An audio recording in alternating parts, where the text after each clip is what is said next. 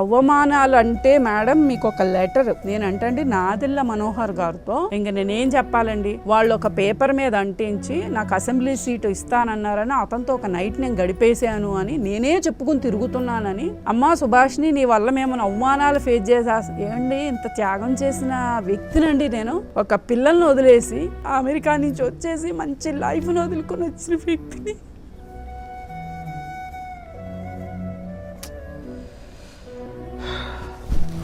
అన్ని నిందలా అండి నాకు.